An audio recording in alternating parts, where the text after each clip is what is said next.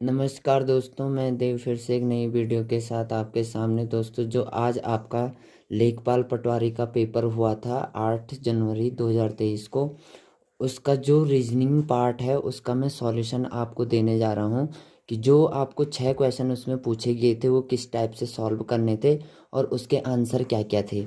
ठीक है, तो मेरे पास जो अभी क्वेश्चन पेपर है वो सेट ए है, और जो आप लोगों के पास है आप देख लेना अपने सेट में कौन सा क्वेश्चन किस नंबर पे है। ठीक है, तो जो सेट ए है उस सेट ए में आपका क्वेश्चन नंबर फर्स्ट 51 में दिया गया था, जो कि था क्वेश्चन नंबर फर्स्ट रीजनिंग का।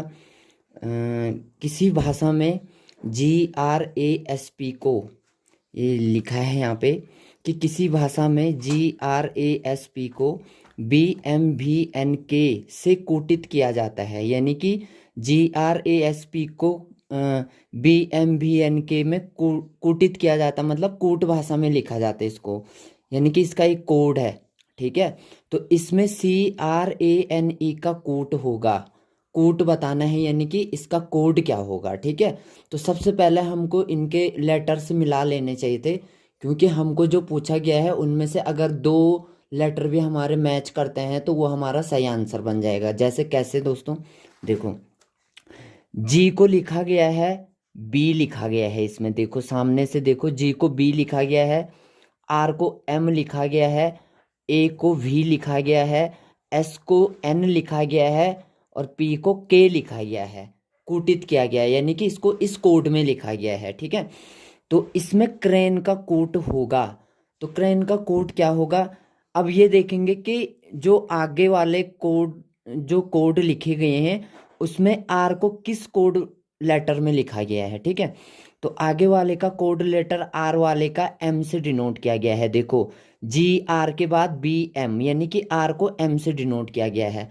ठीक है, तो आर को एम से डिनोट, तो सेकंड वाले को आर को एम, यानी कि यहाँ पे एम दिखाई दे रहा है आपको डी वाले में, सेकंड वाले में ना क्रेन सी के बाद आर है। ठीक है, तो फर्स्ट वाले का तो मुझे नहीं पता अभी कि कौन सा कोड लेटर होगा, बट सेकंड आर वाले का मुझे पता है कि इसका कोड लेटर क्या होगा, एम होगा, जो कि मुझे इस क्वेश्चन ने दे दिया था। ठीक है, तो यहाँ देखा गया सेकंड, उसमें तो कहीं भी एम है ही नहीं, तो इस अनुसार मेरा डायरेक्ट जो आंसर बन जाना था वो डी बन जाना था। अगर और आगे देखना है इसका आंसर, तो देखो तीसरे में ए है और ए को लिखा गया है वी, ए को क्या लिखा गया है, वी। तो यहाँ पे देखा गया है कि ये क्रेन में जो ए है, एम के जस्ट बगल में वी भी है। ठीक है, तो इससे हमारा स्पष्ट हो जाता है कि जो 51 का आंसर है वो हमारा क्या है, डी है।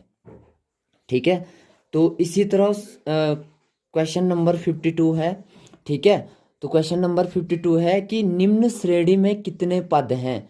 ठीक है, तो निम्न श्रेणी में कितने पद हैं, इसका आंसर 25 है। अच्छा, देखते हैं कि कैसे इसका आंसर A25 है। ठीक है, इसका सॉल्यूशन देखते हैं। देखो हमारा जो क्वेश्चन है, देखो ये हमारा समांतर श्रेणी भी कह सकते हैं इसको। ठीक है, और श्रेणी भी कह सकते हैं। ठीक है, श्रेणी मीन्स एक सीरीज है ये। ठीक है, तो सीरीज में जो फर्स्ट टर्म है हमारा, फर्स्ट पद कह सकते हैं इसको, फर्स्ट टर्म हमारा 201 है।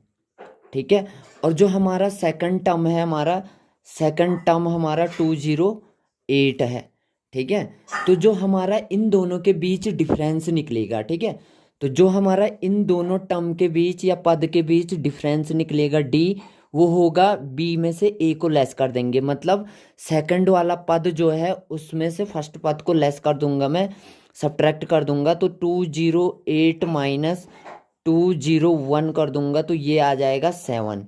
ठीक है, तो इसका डी आ जाएगा 7, डी यानी कि डिफरेंस बिटवीन टू टर्म्स। ठीक है, या बोल सकते हैं हम कि second term minus first term जो निकला हमारा, वो निकला 7। ठीक है, तो अब एक फॉर्मूला होता है दोस्तों कि AN = पहला पद plus number of term -1 into difference between two terms. ठीक है, तो ये हमारा एक फॉर्मूला होता है जिसके आधार पर हमने डायरेक्ट इसका आंसर निकाल देना था। ठीक है, अब देखो कैसे, AN जो होता है वो लास्ट टर्म होता है, तो लास्ट टर्म दे रखा था 369, ये दे रखा था, तो AN के जगह मैंने 369 रखना था, इज इक्वल टू ए के जगह मैंने फर्स्ट टर्म जो इसका फर्स्ट टर्म है ए की जगह रख देना था।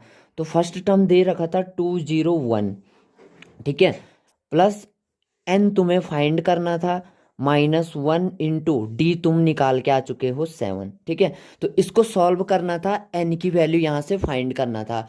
तो जितना एन आता आपका वो आंसर बन जाना था 25, ठीक है। अब देखो कैसे निकालो इसको, ठीक। तो यहाँ पे देखो ये हो जाएगा आपका 201 प्लस ये 7 अंदर इसके साथ मल्टीप्लाई हो जाएगा तो 7n हो जाएगा और -7 हो जाएगा, ये अंदर मल्टीप्लाई हो गया, ठीक।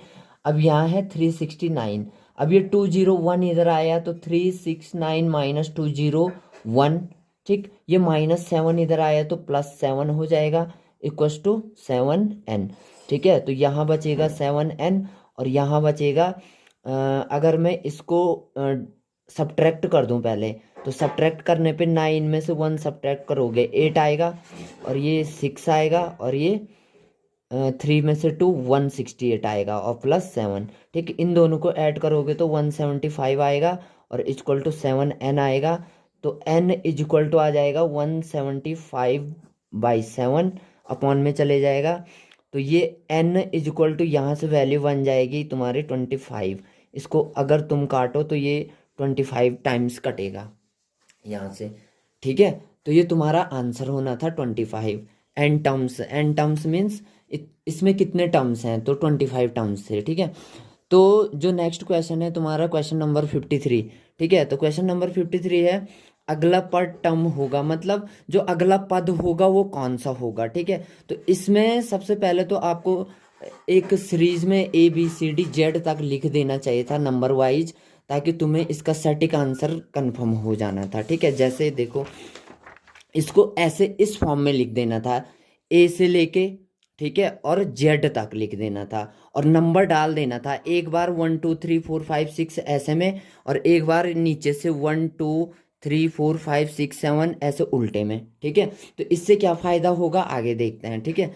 तो क्वेश्चन देखो, क्वेश्चन था हमारा कि जेड के बाद आ रहा था एक्स आगे, फर्स्ट मैं इनका फर्स्ट टर्म देख रहा हूँ, ठीक है। देखो पहले जेड है, फिर एक्स है, फिर वी है, फिर टी है, फिर आर है, फिर पी है, ठीक है। तो फर्स्ट टर्म कैसा आया देखो, उसने बोला कि पहले जेड है, ठीक है, पहले जेड है, फिर बोला उसने एक छोड़ने के बाद एक्स है, देखो फिर क्या बोल रहा है एक्स है फर्स्ट टर्म, ठीक है। तो यानी कि फिर क्या है, जेड के बाद फिर एक्स है, फिर एक छोड़ा, फिर वी है, फिर एक छोड़ा, फिर टी है, फिर एक छोड़ा, फिर आर है, फिर एक छोड़ा, फिर पी है, फिर ये लेटर छूटेगा और ये आएगा। तो ये कंफर्म हो गया कि आगे से आएगा एन, आगे से क्या आएगा एन। तो देखो इसमें आंसर में देखो आगे से एन इसमें भी है और इसमें भी है आगे से एन, ये दोनों जो हमारे ऑप्शन है ये तो डिलीट हो गए, क्योंकि आगे से क्या चाहिए मुझे एन चाहिए, ये आगे से इसमें भी टी है इसमें भी टी, ये तो गलत हो गया, आगे से क्या चाहिए एन। तो इन दोनों में से एक सही है। अब पीछे वाला मैच करेंगे हम, ठीक है। तो पीछे देखो फिर ए है, ए के बाद डी है, डी के बाद वी है, वी के बाद जे है, जे के बाद एम है और एम के बाद पी है और पी के बाद क्या आएगा, है ना, ये चाहिए हमको। देखो तो ए है, ठीक है, ए के बाद क्या है डी, डी है ए के बाद, ठीक है, और डी के बाद क्या है फिर जी, डी के बाद फिर जी है, ठीक है, और जी के बाद फिर क्या है जे, जी के बाद फिर जे और जे के बाद फिर क्या है एम, एम और एम के बाद फिर है पी, ये फिर से पी आ गया, ठीक है। अब इससे क्या पता चला, देखो ए के बाद डी है, ये वाला ए के बाद डी है, देखो यानी कि 2 लेटर छूट गए बीच के, फिर डी के बाद 2 लेटर छूटे जी आया, फिर 2 लेटर छूटे जे आया, फिर 2 लेटर छूटे फिर ये वाला आया, ठीक है, फिर 2 लेटर छूटेंगे फिर पी आया, फिर 2 लेटर छूटेंगे और फिर क्या आएगा एस। तो इसका आंसर सेकंड लेटर में एस आना चाहिए, देखो तो इधर फर्स्ट ए ऑप्शन में एस है मेरे पास, ठीक है। तो यानी कि इसका ऑप्शन नंबर ए क्या होगा, सही होगा, ठीक है। फिर इसमें देखो क्वेश्चन नंबर 54, ठीक है। तो क्वेश्चन नंबर 54 भी इजी क्वेश्चन है, ठीक है। तो क्वेश्चन नंबर 54 में करना क्या था कि इसमें देखो इसमें पहले क्वेश्चन को समझना था कि कहाँ कहाँ को वो आदमी व्यक्ति चल रहा है, ठीक है। तो सबसे पहले उसको समझेंगे हम, ठीक है। अब देखो, एक व्यक्ति है, ठीक है, उसकी विशिष्ट स्थान, वहाँ पे विशिष्ट स्थान है, ठीक है, और इधर इसका ईस्ट है, इधर इसका वेस्ट है, इधर इसका नॉर्थ है, और इधर इसका साउथ है, ठीक है। ये इसके डायरेक्शन है। अब ये एक विशिष्ट स्थान से चलता है, ठीक है, और 1 किलोमीटर पूर्व, यानी कि 1 किलोमीटर इधर आया, 1 किलोमीटर इधर पूर्व आया, ठीक है। फिर कह रहा है कि इसके पश्चात 5 किलोमीटर दक्षिण की ओर, फिर 2 किलोमीटर, पहले दक्षिण की ओर 5 किलोमीटर, दक्षिण की ओर 5 किलोमीटर आ गया ये, यहाँ से 5 किलोमीटर नीचे की ओर आया, ठीक। फिर कह रहा है कि 2 किलोमीटर पूर्व की ओर, 2 किलोमीटर पूर्व की ओर, फिर से पूर्व की ओर आया इधर 2 किलोमीटर, ठीक है, 2 किलोमीटर पूर्व की ओर, और अंत में 9 किलोमीटर उत्तर की ओर, अंत में 9 किलोमीटर उत्तर की ओर, यानी कि 9 किलोमीटर उत्तर की ओर कहीं ऊपर आ गया 9 किलोमीटर। ये पूरा जो डिस्टेंस है ये वाला, ये कितना है, 9 किलोमीटर, ठीक है, 9 किलोमीटर। अब वो कह रहा है कि वह आरंभिक स्थान से अंतिम स्थिति तक कितना दूर है, यानी कि जो उसका आरंभिक स्थिति यहाँ पे थी और जो अभी अंतिम स्थिति यहाँ है, यहाँ तक कितना दूर है वो, ये डिस्टेंस कितना है, जो ये वाला है ना, ये डिस्टेंस तुम्हें निकालना है। ये 1 किलोमीटर है यहाँ पे, और ये डिस्टेंस तुम्हें निकालना है। तो देखो, ये डिस्टेंस निकालने के लिए तुम्हें ये वाला साइड चाहिए होगा और ये वाला साइड चाहिए होगा। ये ट्रायंगल बन रहा है एक, ये कौन सा ट्रायंगल बन रहा, जिसको कहते हैं हम राइट एंगल्ड ट्रायंगल या समकोण त्रिभुज कहते हैं, ठीक है। तो ये एंगल हमारा 90 डिग्री होता है, ठीक है। तो ये एक समकोण त्रिभुज बन गया। तो इस समकोण त्रिभुज से हमको ये वाला डिस्टेंस फाइंड करना था, ठीक है, कि वो अपनी आरंभिक स्थिति से और अंतिम स्थिति के बीच की जो डिस्टेंस है कितना दूर है, ये निकालना था, ठीक है। तो सिंपली ये 1 किलोमीटर यहाँ तक था, ठीक है, और उसके बाद 2 किलोमीटर इधर चला, तो यानी कि ये भी 2 किलोमीटर होगा इतना। तो 1 किलोमीटर प्लस 2 किलोमीटर, तो ये वाला कितना बन जाएगा, 3 किलोमीटर टोटल बन जाएगा नीचे वाला। ये पूरा 3 किलोमीटर बन जाएगा। देखो, 2 किलोमीटर ये और 1 किलोमीटर ये, पूरा 3 किलोमीटर, ठीक है। अब ये वाला कितना बन जाएगा, ये वाला जो टोटल बन जाएगा तुम्हारा, देखो ये नीचे कितना आया था, 5 किलोमीटर, तो ये कितना होगा, 5 किलोमीटर, ठीक है। तो ये वाला कितना होगा, 5 किलोमीटर, और टोटल कितना था, 9 किलोमीटर। तो 9 - 5 करूंगा तो ये वाला जो मेरा बचेगा, ये बचेगा मेरा 4 किलोमीटर, ठीक है। अब ये 4 किलोमीटर है, ये 4 किलोमीटर है, और ये 3 किलोमीटर है, तो ये कितना हो जाएगा, ये हो जाएगा तुम्हारा 5 किलोमीटर, ठीक है। कैसे निकाल सकते हो, पाइथागोरस थ्योरम लगा करके, ठीक है। राइट एंगल ट्रायंगल है, इस पे पाइथागोरस थ्योरम कैसे लगाओगे, जो ये निकालना है तुम्हें, फाइंड करना है, इसको कहते हैं हम हाइपोटेनस का स्क्वायर इक्वल टू परपेंडिकुलर का स्क्वायर प्लस बेस का स्क्वायर कहते हैं, ठीक है। तो एच स्क्वायर तुम्हें फाइंड करना है, परपेंडिकुलर है तुम्हारे पास 4 का स्क्वायर प्लस और 3 का स्क्वायर, तो एच का स्क्वायर इक्वल टू हो जाएगा 16 + 9, ठीक है। तो h इक्वल टू हो जाएगा तुम्हारा, h इक्वल टू हो जाएगा √16 + 9 25, और h इक्वल टू हो जाएगा तुम्हारा 5 किलोमीटर। तो इसका जो सही आंसर होना चाहिए था, वो होना चाहिए था डी आंसर, जो कि है 5 किलोमीटर, ठीक है। तो इसका सॉल्यूशन ये ऐसा था। उसके बाद क्वेश्चन नंबर जो 55 है तुम्हारा, ठीक है। तो क्वेश्चन नंबर 55 है, वर्ग में प्रत्येक पंक्ति या स्तंभ में संख्याएं एक नियम के अनुसार लिखी गई हैं, विलुप्त संख्या ज्ञात कीजिए, ठीक है।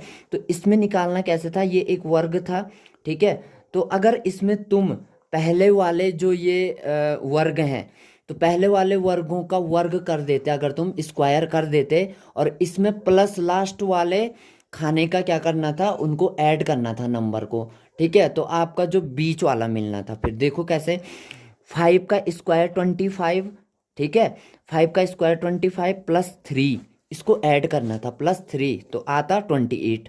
अब इधर देखो सेकंड वाले में 11 का स्क्वायर कितना होता है, 121, 121, ठीक है। अब +4 करोगे तो बचे जो हमारा बनेगा बीच में 125।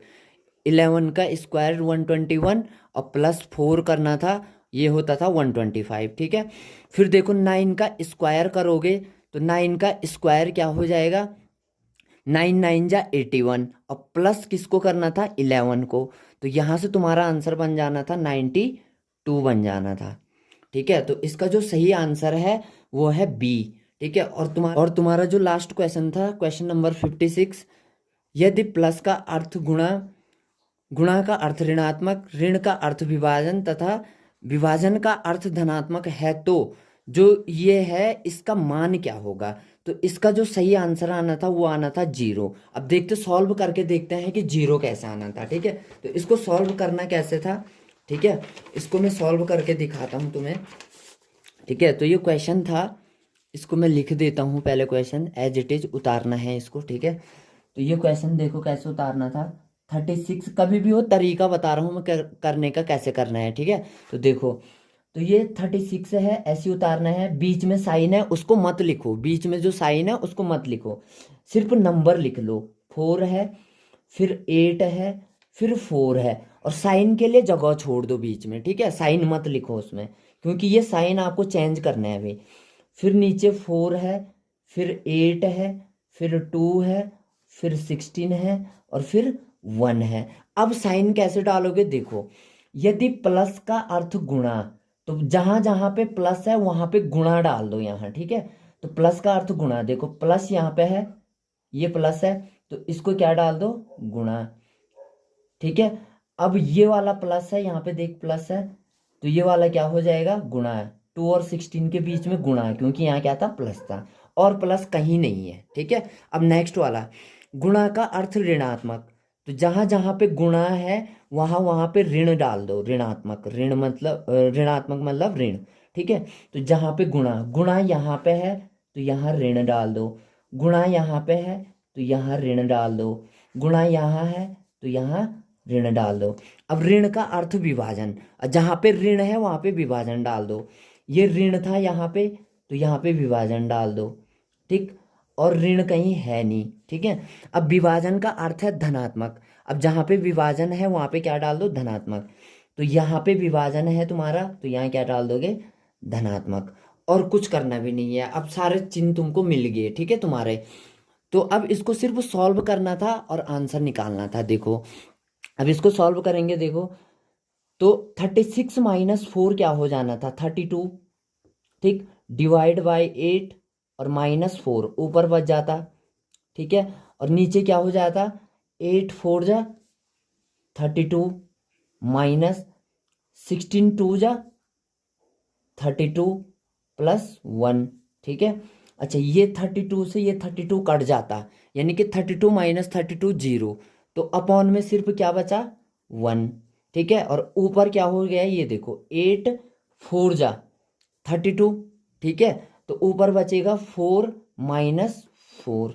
ठीक है, तो इसका आंसर हो जाना था 0/1, यानी कि 0। तो इसका सही आंसर होना था 0। ठीक है, तो इसी तरह दोस्तों इन सभी का आंसर इस तरह सॉल्यूशन होना था इनका। अगर दोस्तों आप लोगों को वीडियो अच्छा लगा, पसंद आया, तो वीडियो को शेयर करो और लाइक भी करो। ठीक है, और हमारे चैनल को सब्सक्राइब करना ना भूलें दोस्तों। तब तक के लिए थैंक यू, धन्यवाद।